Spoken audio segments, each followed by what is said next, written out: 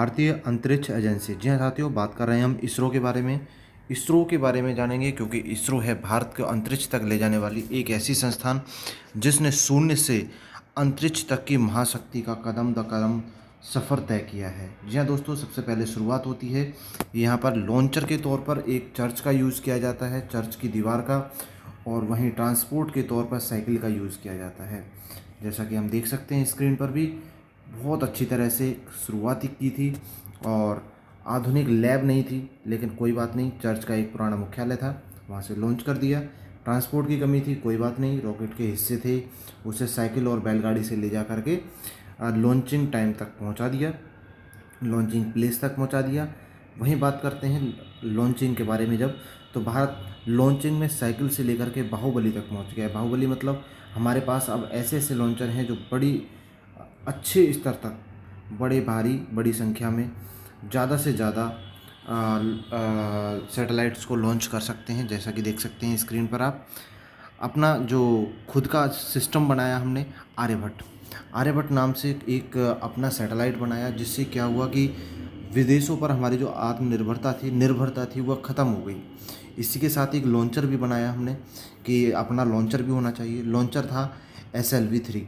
जी हाँ दोस्तों, SLV-3 अपना लॉन्चर हो गया। अब भारत के पास अपने सैटेलाइट बनाने की विद्या, शक्ति और लॉन्च करने की शक्ति अपनी हो गई। और ऐसा होने की वजह रही सबसे बड़ी, जब दुनिया ने अपनी तकनीक देने से मना कर दिया, तो इसरो ने फिर खुद का ही स्वदेशी रास्ता अपनाया, और काफ़ी सस्ता, मजबूत, टिकाऊ।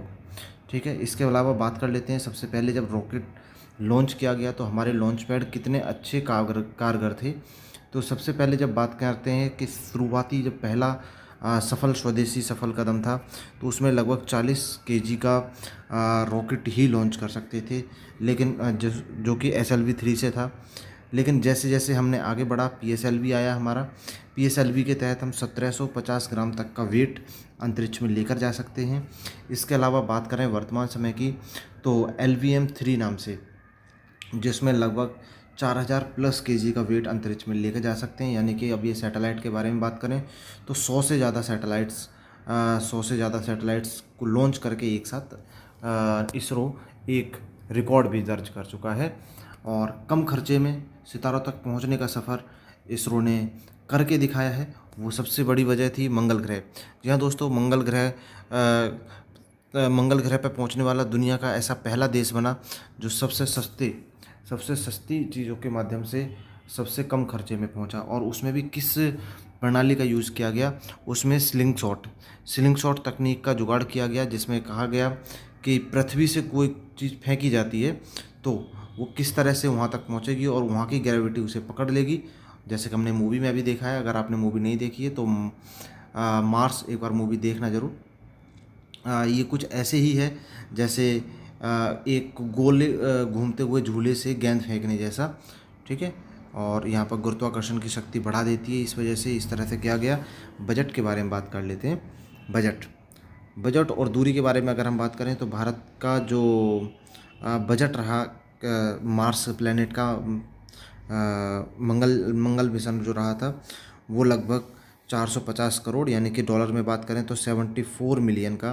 लेकिन वहीं बात करें, एक अमेरिका की हॉलीवुड की मूवी है ग्रेविटी, तो ग्रेविटी का जो बजट था उससे भी कम में हम मंगलयान पर पहुंच गए। यानी कि अगर हम पर किलोमीटर का खर्चा लगाएं तो लगभग 7 रुपये प्रति किलोमीटर की दर से हम मंगल ग्रह पर पहुंच सकते हैं। इस तरह के अनुमान के साथ हम मंगल ग्रह की कक्षा तक पहुंच चुके हैं। वहीं बात कर लेते हैं अब चांद पर विजय पार करने के लिए। जी हाँ दोस्तों, चंद्रयान-3 ने भारत को चंद्रमा पर उतारने का चौथा देश बना दिया है। अब हम चंद्रमा पर भी उतर चुके हैं, चंद्रमा की सतह पर। और चंद्रमा की सतह के उतरने के लिए हमने दक्षिणी ध्रुव, साउथ ध्रुव ही क्यों चुना? तो ये दोस्तों डार्क साइड है। डार्क साइड यानी कि वो जो हमेशा अंधेरे में रहती है, और उसकी वजह है कि वहाँ पे जो जमा हुआ पानी है या फिर कोई भी भंडार है, भविष्य में उस धातु को, उस मिनरल्स को अंतरिक्ष मिशन जब हम करेंगे तो वहाँ पर हमें जीवन दायिनी के रूप में हमारे सामने आएगा। हो सकता है कि वहाँ बर्फ़ का भंडार हो, ऐसा माना जा रहा है। हालांकि वह क्षेत्र बहुत ही खतरनाक है, उबड़ खाबड़ है और अत्यधिक अंधेरा भी रहता है, और वहाँ पहले कोई नहीं गया था। जहाँ पर कोई नहीं गया वहाँ पर पहुँचे हैं हम। इसके अलावा बात कर लेते हैं अगले लेवल की। तो जो भारतीय हम अब इंसान को भी भेजने वाले हैं अंतरिक्ष में, इंसान को भेजने की तैयारी है, जिसमें भारतीय रॉकेट का एक भारतीय व्यक्ति होगा जिसे व्योम नॉट दिया गया है। इस तरह से होगा कुछ कुछ लगभग। और स्वदेशी जीवन रक्षक प्रणाली के पूरी संसाधन रहेंगे उसमें।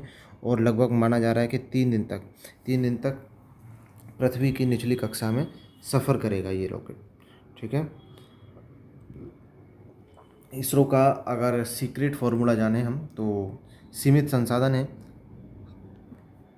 इसरो का बजट ज़्यादा बड़ा नहीं है, लेकिन हाँ बहुत अच्छा काम कर रहा है। इसके अलावा स्वदेशी जुगाड़ है, तकनीक है, और अपना बहुत कुछ नया क्रिएट कर रहे हैं। इसके अलावा बात करें, दृढ़ संकल्प बहुत अच्छा है, जिसके तहत काम करके एक नई वैश्विक अंतरिक्ष महाशक्ति बनकर आगे उभर रहे हैं। जहाँ दोस्तों ये थी इसरो की कहानी, सिर्फ रॉकेट साइंस की नहीं। इस बात का प्रमाण है ये कि अगर आपके इरादे बुलंद हों तो कोई भी सपना, चाहे वह साइकिल से ही शुरू हो, सितारों तक पहुंचा जा सकता है। मिलते हैं अगली वीडियो में ऐसी मोस्ट इम्पोर्टेंट इंटरेस्टिंग फैक्ट्स